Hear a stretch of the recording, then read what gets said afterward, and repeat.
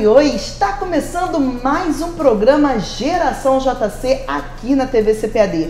Eu sou Roberta Marassi e hoje eu trouxe um jovem aqui abençoado para contar um testemunho para você. É um testemunho de superação, um testemunho de milagres. Então, você que conhece alguém aí que precisa ouvir Deus falando, chama aí para assistir esse vídeo. Estou aqui com Adriano Barbosa. Olá, Adriano, tudo bom? A paz do Senhor? Olá, tudo bem? A paz. Primeiramente, gostaria de agradecer pelo convite e poder estar aqui compartilhando um pouco da minha trajetória. Acho que é bem interessante. A alegria com certeza é nossa. Quando a gente já ficou sabendo do seu testemunho lá na redação, olha, foi tremendo. Nós ficamos impactados e muito felizes em saber que o Senhor continua movendo, o Senhor continua agindo, né? Legal, é verdade. Jesus fez muita coisa boa na minha vida. Que bênção. E tem muito mais ainda para fazer, eu creio.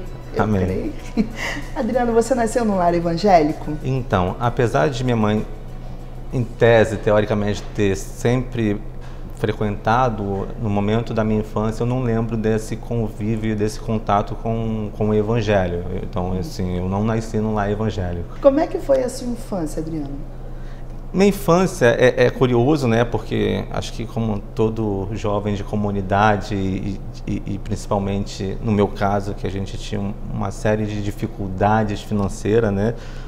Por esse lado nós tivemos muitos problemas, muitas coisas ruins que nós passamos por causa dessa questão financeira, mas na comunidade a gente costuma dizer que tudo se cria para que a infância seja um pouco melhor, e junto com as minhas amizades lá, eu acredito que foi muito legal, muito interessante, tirando essa parte da dificuldade mesmo, que nós passamos por um bom tempo. E você está falando de dificuldade, você precisou trabalhar já criança? Isso é um ponto aí interessante. Desde que eu me recordo como gente, que eu me lembro da minha infância, tirando a questão das brincadeiras com os amigos na rua e criando coisas para se divertir, eu lembro que eu sempre trabalhei, né? Desde de muito novo. Meu pai, ele tinha uma oficina mecânica na frente da nossa casa, na travessa onde a gente morava. E às vezes eu ia jogar bola, ele me chamava porque eu tinha que estar trabalhando justamente para poder, de alguma forma, melhorar ou conseguir ter alguma renda dentro de casa. E assim, com 10, 11 anos, eu já lanternava carros, eu já soldava, eu pintava carro, desmontava, e a partir daí eu fui fazendo outras coisas, ajudante de pedreiro, já trabalhei como ajudante de pedreiro, já trabalhei colocando janelas de alumínio com um tio que era serralheiro, e fui fazendo uma série de coisas, em torno quando eu tinha uns 14 anos, de 13 para 14, como a atividade com meu pai, ela não gerava nenhuma renda para mim, porque ou o recurso ia para casa, ou se não seria para ele, que ele na época tinha o vício do álcool e do cigarro, do fumo, e isso se gastava muito dinheiro. Então você pensa numa família, num contexto, com a dificuldade e atrelada a certos vícios que retira muito recurso de dentro de casa. Então, com 14 anos, eu e mais alguns amigos da minha rua, a gente foi para a linha amarela vender água no sinal, vender batom, vender Coca-Cola, vender biscoito Globo, e por algum período a gente ficou ali trabalhando bastante, e ali a gente conseguia já tirar uma rendazinha melhor, só que uma parte nós comprávamos aquilo que a gente queria, um lanche, um hambúrguer, um cachorro-quente, e a outra parte também era para ajudar em casa. E quantas horas você trabalhava assim, em média, por dia? Mais quando era criança e tal? Eu me lembro que eu tinha um horário da escola. Quando eu estudava de manhã, eu voltava da escola e já me preparava para fazer as atividades para o trabalho, porque eu acho que um ponto importante que os pais têm que lutar sempre é essa questão da educação, é não permitir que, por mais que se tenha uma necessidade dentro do lar, não permitir que a pessoa, a criança, o adolescente não vá para a escola. Então, minha mãe, ela teve uma participação muito interessante na minha vida, porque ela sempre insistiu que a gente estudasse. E nós gostávamos também um pouco de estudar. Eu tenho uma irmã mais velha que também na fase da adolescência começou a fazer uns cursos, e eu vi aquilo ali e achava muito interessante, porque eu não queria para mim, para minha vida, ficar soldando o carro e nem vendendo água no sinal. Não, nada contra essas profissões, acho que são dignas de qualquer forma, só que desde muito novo eu sonhava. Você tinha os objetivos. E tinha meu objetivo de vida, eu acreditava e sabia que eu poderia chegar em algum lugar. Não sabia qual era esse lugar, mas em algum lugar eu queria chegar. Então, assim, mas era o dia todo trabalhando. Às vezes eu fugia para ir no fliperama, na época não tinha videogame, não tinha celular. A única diversão tecnológica era o flipper. Só que meu pai falava que não, o fliperama era lugar para bandido, para coisas desse tipo, e não permitia. Era eu ir pro flipper, ele me buscava para trabalhar. E na cabeça dele, o trabalho que dava dignidade para a pessoa. E eu lembro quando eu estudava à tarde, cedo, logo cedo, 7 horas da manhã, 7h30, ele ligava o rádio fora de casa e acordava todo mundo. Então não tinha nem aquela questão de dormir um pouco mais, que era uma casa pequena e dormíamos eu, minha irmã e meu irmão junto na sala, no chão. Uma situação um pouco caótica, às vezes tinha alguns insetos, alguns roedores indesejáveis dentro de casa que pulavam em cima da gente. Mas a gente acordava cedo ali, todo mundo era obrigado a acordar, minha irmã ia para a escola, quem ia para a escola ia para a escola, quem tinha que ficar em casa tinha que trabalhar. Então assim, a gente trabalhou bastante durante essa infância. Eu lembro que meu joelho, até hoje eu tenho algumas marcas no joelho, porque como eu soldava os carros, eu ia escorar um maçarico na perna, queimava meu joelho, era um desespero, parecia osso, enfim. Era uma coisa bem caótica, assim, mas que acabou, de alguma forma, servindo pra gente hoje, porque eu acredito que nada é em vão na nossa vida, né? Tudo que a gente faz, até quando a gente vê uma adversidade achando que não é Deus agindo, eu creio que em tudo as mãos de Deus estão em cima. Com certeza, com certeza.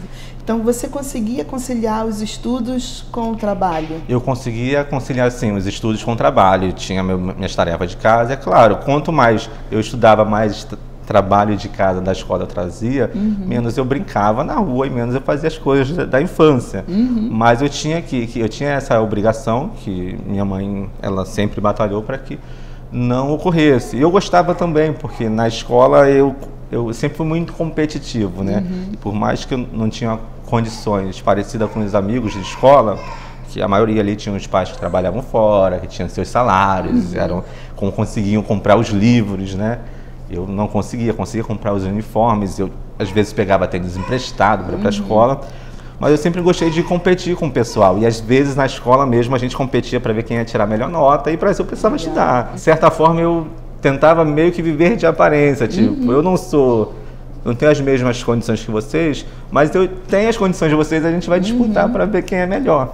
E era mais ou menos dessa forma que funcionava.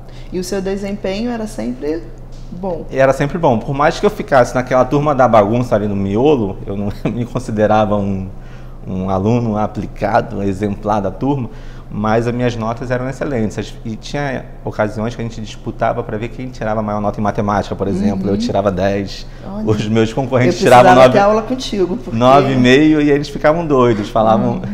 Tem um amigo, até hoje eu brinco com ele, né, que eu tirei 10 e ele tirou 9,5, ele falava que eu tinha de alguma forma burlado o sistema.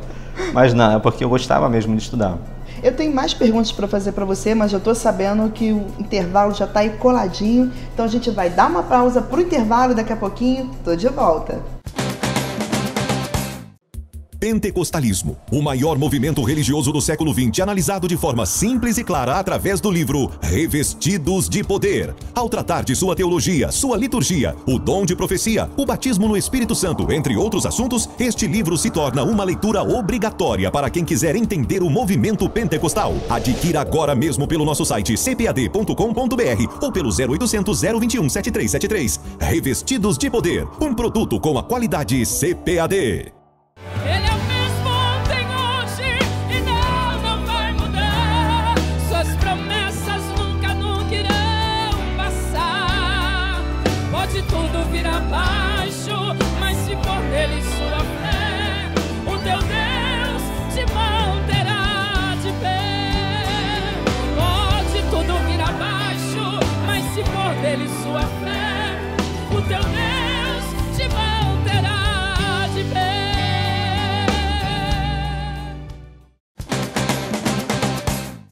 Estamos de volta com o programa Geração JC. Se você chegou aí agora, tem alguém assistindo o programa? Então espera o finalzinho, volta lá no início e olha, compartilha para todo mundo. Tenho certeza que o povo vai gostar. Estou hoje aqui com o Adriano Barbosa, o testemunho dele, ó, é benção. E Adriano, eu já quero logo lhe perguntar. Você falou que você trabalhava e tal, vendendo água no engarrafamento. Você passou por alguma situação desconcertante, digamos assim? Brincadeiras de colegas? Ah, sim, sim. Algumas, né? Tem uma situação que eu posso destacar que ela foi bem engraçada. Porque, como eu disse, na escola eu competia muito com os meus amigos e num determinado momento, quando eu trabalhava já no engarrafamento, vendendo lá minhas coisas, água e refrigerante, eu todo dia tinha dinheiro na escola.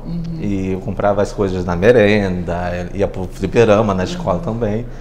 E os alunos achavam que eu vinha de uma família com uma situação boa, porque eu era um aluno aplicado e tinha dinheiro todo dia para comprar as coisas e, de certa forma, eu tinha uma série de amigos que me envolviam. Até que um dia, lá onde eu moro, eu vendia na linha amarela, ali perto da cidade universitária. E na cidade universitária tinha um clube escolar, onde todos os alunos, no horário que não estavam em aula, participavam das atividades do clube, natação, vôlei, futebol. E até que certo dia eu lá vendendo na linha amarela, um engarrafamento enorme, de repente apareceu uns 3 alunos, os 3 amigos da minha turma, olharam do ônibus e me viram vendendo. Então, assim, naquele momento minha máscara meio que caiu, né? Minha fama de rico foi por água abaixo. E eles começaram a gritar lá do ônibus: coca água, me zoando. Olha lá o Adriano, olha lá o Adriano. E com esse episódio eu fiquei umas 2 semanas sem ir pra aula, meio que com vergonha, né? Porque, nossa, como assim? Agora, eu que era, em tese, um jovem de família bem-sucedida na comunidade, agora as pessoas descobriram a minha fonte de renda. Até que certo dia eu falei, cara, eu vou voltar para a escola porque pelo menos eu tenho dinheiro no bolso e eles estão sem, enfim, acho que não vou deixar de ir para a aula por causa disso. Mas, e porque quando a gente é adolescente, essa questão mexe muito com a gente, a questão do bullying, a questão de você estar bem com as meninas do colégio, isso mexe muito na adolescência, ainda mais dependendo da sua autoestima, do que você carrega da sua casa, da sua família. Quando eu cheguei na aula, a turma toda começou a gritar coca água. Foi um negócio desesperador. Eu fiquei cheio de vergonha, até que eu falei, quer saber, eu vendo mesmo, mas eu tô com dinheiro no bolso e vocês estão tudo duro. Ele ainda chamava, quer me ajudar a vender lá? Vocês estão falando tão bem. Vamos lá comigo, vocês vão descobrir que é uma maravilha, uma maravilha. Então essa é uma situação que eu destaco, assim, que fica na minha mente, porque foi muito engraçada, mas contribuiu mais uma vez para que eu pudesse caminhar na minha vida. Né? E crescer, verdade. Essa atitude deles alguma vez fez desistir, pensar em desistir? Não, porque a necessidade sempre foi maior do que a vergonha, do que as brincadeiras, o bullying, que na época a gente não caracterizava isso como bullying, na época era zoação mesmo, brincadeira. Enfim, pegação de pé.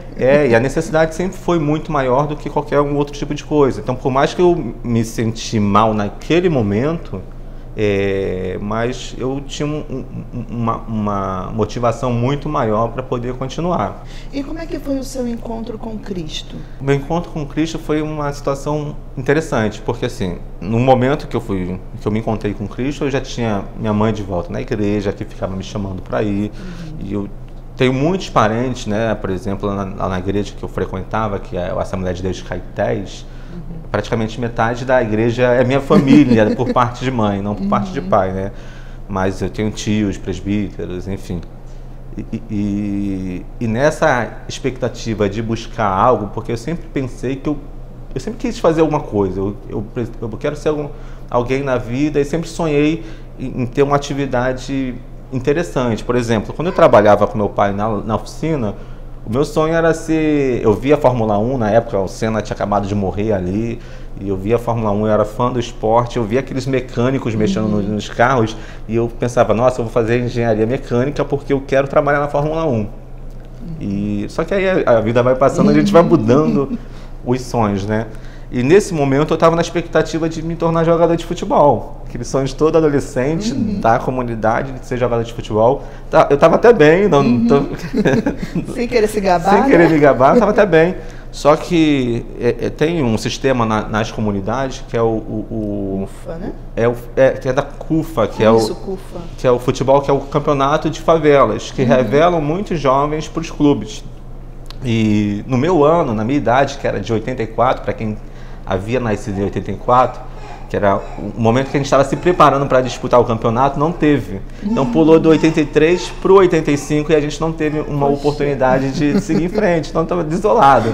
Nossa, não vou ser jogador de futebol mais.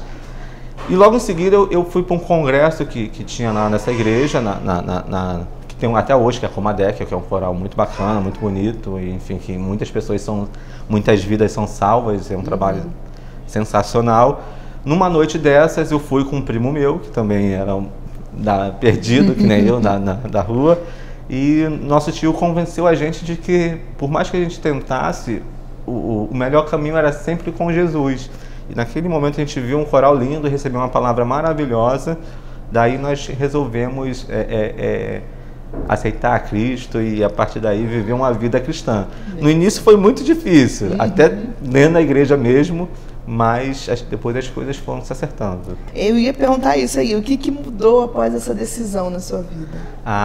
Como eu falei, é uma mudança muito radical para um adolescente que está acostumado com um ritmo de vida no mundo, enfim, com uma série de coisas, ainda mais dentro da comunidade em si, que tem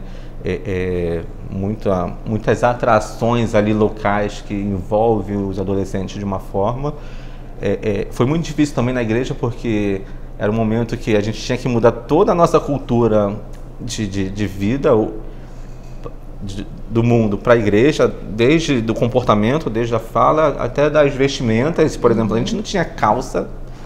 A calça era rara, era uma para a escola e ponto. E agora, como é que eu faço? Porque tem algumas regras que a gente tem que estar com calça. Graças a Deus, a social lá da igreja na época, que uma prima minha também faz parte, ela ajudou a gente muito. Chegava uma calça jeans nova, ela pegava, ligava pra gente. Ligava não, chamava a gente nos ensaios, porque na época a gente não tinha telefone, e dava pra gente vestir. Eu acho que é muito importante esse trabalho, às vezes, que as igrejas fazem, que parece ser tão pequeno, mas que mexe muito com a vida das pessoas. E logo em seguida, assim, interessante é que quando eu aceitei a Cristo, é como se as portas também começassem a se abrir, porque eu precisando de trabalho, tentando trabalhar. Fui até pro Bob's, trabalhar no Bob's, fiquei 2 dias, não aguentei. Eu não sou ruim de trabalho, trabalho bem, mas aquela sensação de você estar fritando batata e depois ir lá pro frigorífico pegar a baunilha, eu vou ter um choque térmico aqui, eu não aguentei. Eu, assim, acho muito interessante quem aguenta. E até mesmo a cobrança lá parece que é muito maior do que em outros lugares. Muito maior. Assim, quem consegue lá, eu aplaudo, porque é uma atividade muito... Para quem está comprando ali, não sabe o que acontece nos bastidores. Mas foi mais ou menos assim o meu início na caminhada cristã. Qual carreira você queria seguir? Você tentou ser engenheiro? Isso, não. Queria, né? Planejei e não deu certo. Futebol? Futebol também não deu certo. E aí, qual seria a próxima carreira que você queria? Então, a próxima carreira, logo no início da minha caminhada cristã, eu fui surpreendido, porque eu nessa expectativa já tinha mais de 16 anos, 17 anos, em torno de 17 anos, e eu agora preciso para o mercado de trabalho, mas eu não sei o que eu faço, porque eu não consegui ir num lugar, no Bob's, e eu só trabalho até agora minha vida foi na informalidade. O que eu faço? Aí eu passando na rua pedindo a Deus uma direção, eu encontrei um amigo, que foi uma situação muito engraçada, né? O Silas, o nome dele. Ele trabalhava no Shopping Guatemi. E no Shopping Guatemi tinha uma função que era para menores de idade.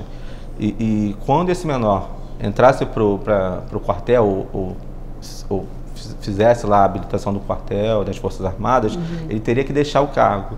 E nesse momento o Silas estava indo para a Marinha. Ele me encontrou. Eu só tive contato com o Silas na época que a gente estudou junto do primeiro grau, e depois a gente ficou muito tempo sem se ver. E aí eu passando na rua, eu encontrei esse meu amigo, o Silas. Ele me chamou: Adriano, vem aqui, quero falar contigo. Eu digo: Silas, fala que eu tô com um pouco de pressa, né? Ele: não, porque eu tô saindo dessa empresa, que eu vou pro quartel e preciso botar alguém no meu lugar. Você quer trabalhar? Eu: nossa, não tô acreditando, é sério? Ele: sério, vamos lá amanhã, marcou comigo. Aí no dia seguinte a gente foi lá no Shopping Guatemi, e daí eu já comecei a trabalhar. E aquele ambiente ali mudou minha cabeça com relação à vida profissional, porque eu via muitas pessoas formadas, muitas pessoas com carreiras já de algum tempo, bem-sucedidas, e cara, é isso que eu quero para minha vida. E nessa situação toda, tinha uma secretária do presidente, na época do shopping, do gerente geral, que ela ficava muito em cima de mim. Assim, eu louvo a Deus pela vida dela, Mara, o nome dela é Mara. E ela ficava, Adriano, vai estudar, estuda menino. E eu falava para ela, olha, eu vou estudar e eu quero ser presidente da República. Eu sempre sonhei muito alto, né? Eu vou fazer economia e eu vou ser presidente da República. E também eu vi aquele pessoal operando na Bolsa, que na época a Bolsa ainda tinha muita gente operando ali no papel, né? Hoje é tudo muito digital. E eu quero trabalhar na Bolsa de Valores, vou fazer economia e vou trabalhar na Bolsa de Valores. Só que eu não consegui ir para o curso de economia justamente por causa da competitividade, que é muito grande, as pessoas se preparam muito e você vê que é um curso que meio que a elite ocupa nas universidades. E, enfim, aí mais um curso, mais uma frente que eu queria e não consegui. Então tá bom, agora eu vou perguntar para o Adriano qual faculdade que ele fez, mas isso daqui a pouquinho, depois do intervalo, não sai daí.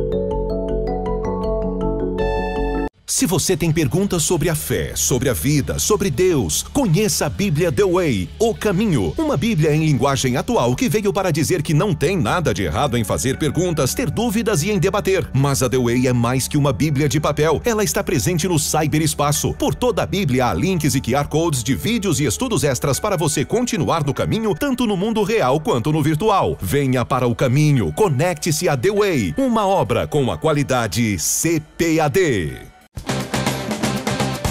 Voltamos com o programa Geração JC e hoje estou aqui muito honrada entrevistando Adriano Barbosa, que tá, ó, bênção de Deus. Adriano, quero saber então, que faculdade você fez? Qual curso universitário? Então, mais uma oportunidade de meio que agradecer e louvar as ações que são feitas em prol de algumas pessoas dentro das comunidades, né? Por algum período eu fiz um pré-vestibular, depois de ter feito um segundo grau um pouco ruim. Eu fiz um pré-vestibular por 2 anos lá no CEASM, né, que é o Centro de Pré-Vestibular da Maré.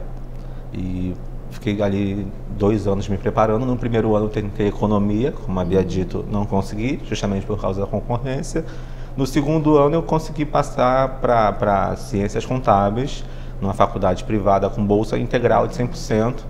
Lá na Faculdade de Economia e Finanças do Rio, e aí o curso que eu ingressei, que tá muito próximo da economia, as ciências são muito próximas. Eu fiz Ciências Contábeis e me formei, hoje eu sou formado em Ciências Contábeis. E como é que foi esse período universitário?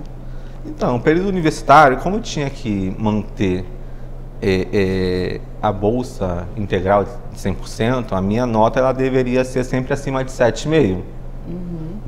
Então eu não poderia ficar reprovado em uma matéria, porque senão eu perderia a bolsa. E ao mesmo tempo a gente não tinha muito recurso, por exemplo, para fazer trabalho, para pesquisa, porque havia necessidade de um computador. Mas uma outra pessoa que eu agradeço muito na minha vida é minha esposa, que eu conheci ela num período do pré-vestibular. E de vez em quando eu faltava até algumas aulas para a gente ficar junto, mas no final deu tudo certo. E ela, que tinha uma condição um pouco melhor que a minha, ela, enfim, eu ia para casa dela, tinha que estudar, ao invés de a gente ficar gastando tempo com outras coisas, olha, eu preciso estudar, vou pegar seu computador aqui e vou fazer alguns trabalhos, monografia, tudo isso foi usando a estrutura que ela tinha, porque, na verdade, eu não tinha como fazer isso, na faculdade era um pouco distante, e na época também a tecnologia e o avanço não era como a gente tem hoje, que está tudo no celular, tudo mais fácil para se pesquisar. Mas, como é uma área que um curso que eu me identifiquei muito, eu gostava muito das matérias, foi muito tranquilo manter minha nota mínima e finalizar o curso de maneira louvável, né? Bom, hoje em dia você já fez pós-graduação, tem MBA. Conta pra gente onde você chegou. Na verdade, hoje eu tenho 4 especializações, né? Eu terminei uma agora no IBMEC, de finanças. O pessoal até lá fica, os amigos lá brincavam comigo, que eles me chamam lá de penta, que eles falavam, pô, você tem 5 pós. Eu falei, não, são só 4, essa é a quarta, né? Não são 5 pós, essa é a quarta. Mas quantos anos você tem? Como você com 30 e poucos anos tem 4 e eu só tenho 1 ou 2? Então, assim, eu fiz algumas especializações, planejamento tributário, contabilidade para gestão de negócios. Fiz uma agora pela empresa, a empresa pagou, a nossa empresa ela tem essa veia de estar sempre incentivando o estudo, os cursos, o idioma, então a gente meio que acaba aproveitando, e também por causa das atividades do cargo que a gente exerce, tem a necessidade de estar sempre buscando novos conhecimentos, né? Então eu fiz uma de políticas públicas. Nossa empresa é uma empresa pública, é uma empresa de economia mista, na verdade, e a gente tem um viés público de representar a prefeitura em alguns determinados momentos. Então eu fiz uma pós de políticas públicas, e agora estou terminando, na verdade tem que entregar a monografia do MBA em finanças no IBMEC, que para mim foi um divisor de águas. Tá vendo? E você fica aí reclamando aí, gente. De repente você tem uma condição financeira melhor, você pode estudar, você não quer, né? Vamos agora seguir esse exemplo aqui, vamos estudar um pouquinho, batalhar. E hoje você trabalha onde, Adriano? Então, hoje eu estou lá no Porto Maravilha, que é uma empresa que cuida das operações lá do Porto, desde as obras, da revitalização na região portuária que foi feita, até as questões sociais, as questões patrimoniais. Isso tudo fica sobre a nossa responsabilidade. Eu atuo hoje lá como gerente de administração e finanças, e, enfim, tem uma equipe grande que trabalha comigo, mas ao fim e ao cabo quem responde pela área contábil financeira sou eu, com meu CPF, enfim. Só que é um trabalho que não tem rotina, não tem, é muito interessante, que a gente já está lá há mais de 8 anos. E cada dia parece que a gente está começando de novo. Eu sou muito feliz e muito grato por essa atividade que a gente exerce hoje. Agora, aquele menino que começou lá com os seus 10 anos, trabalhando com o pai, imaginou chegar onde chegou? Então, a gente, como eu falei, eu era um menino muito sonhador. Eu queria trabalhar na Fórmula 1, queria ser presidente da República, mas isso tudo é sonho, né? Fica muito distante. Hoje, as pessoas às vezes olham, acham que foi simples, que foi fácil e que eu sempre fui munido de muita estrutura, e na verdade não, eu tive que correr atrás, eu tive que... Até hoje eu saio de casa às vezes 7 horas da manhã, chego 11 da noite porque eu estou estudando, estou fazendo alguma atividade, justamente porque tem uma discrepância muito grande você ser criado dentro de uma comunidade com poucos recursos, para uma criança, um adolescente que tem todos os recursos, eles têm muito mais acesso, muito mais como alcançar os maiores cargos das empresas. E eu olhar lá atrás e me ver hoje, eu vejo que Deus ele foi muito bom comigo, e Deus é muito bom com nós, né? Com todos nós, e quanto Jesus me ama, quanto eu sou abençoado, quanto eu sou amado, e tudo que eu tenho hoje, eu agradeço muito a Deus, agradeço muito a Cristo, e por todas as pessoas que Ele colocou à minha volta, a minha esposa, os meus pais, com as suas virtudes e deficiências, enfim. Foram elas que te trouxeram até aqui, né? Foram todas essas dificuldades. De repente, se você não tivesse essa dificuldade, você não ia valorizar, né, tudo isso que você tem hoje, né? Sem dúvida, não ia valorizar, e hoje sem qualquer tipo de engrandecimento próprio, e até nas situações mais adversas a gente vê que é Deus que colocou ali para você crescer. Então agora, Adriano, eu queria que você deixasse uma mensagem ali para aqueles jovens que pode estar passando por alguma coisa parecida, ou aquele que, como eu falei, que por muito menos já pensam em desistir. Deixa uma mensagem para esse jovem. Eu queria falar para você que é jovem, que é adolescente, que está começando até a sua vida, e, enfim, com uma série de questionamentos, questões, sem saber aonde você vai chegar, sem saber o que você vai ser na vida, e com uma série de dificuldades. eu queria deixar essa mensagem para você que é possível, é factível, né? Eu, como eu falei aqui, vim lá do Complexo da Maré, tive uma das piores condições no início. É claro, meus pais batalharam muito por nós, mas não tivemos muita estrutura, assim. Vi muitos amigos meus se perdendo na vida do crime, na vida do tráfico, morrendo e por muitas das vezes com algumas interrogações do que vai ser da minha vida, o que será o Adriano daqui a 20, 30 anos, enfim. Mas tem um caminho, esse caminho é Cristo, primeiramente. Sem Ele, nada podemos fazer, como a Bíblia já diz, né?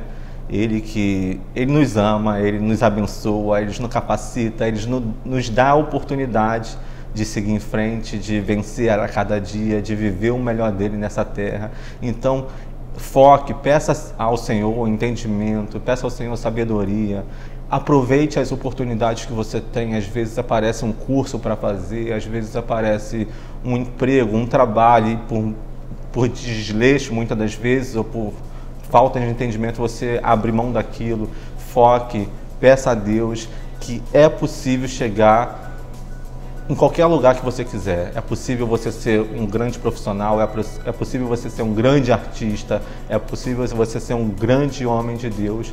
É possível. Essa é a mensagem que eu queria deixar para você, que é possível você chegar onde você quiser, claro, com Deus na frente sempre. Então, Adriano, muito obrigado por sua presença, por sua participação, que Deus continue te abençoando. Eu que agradeço a vocês pelo convite, tá? E que Deus abençoe essa casa, esse programa, e que possa alcançar muitas vidas. E para você que esteve com a gente até agora, muito obrigada por sua presença, por sua companhia. Pode ficar à vontade para compartilhar esse vídeo para quem quiser, para quem está precisando levar um puxãozinho de orelha aí, ó. Pode mandar esse vídeo aí, tá bom? Fique na paz, a gente tem encontro marcado aqui no programa Geração JC. Tchau, tchau!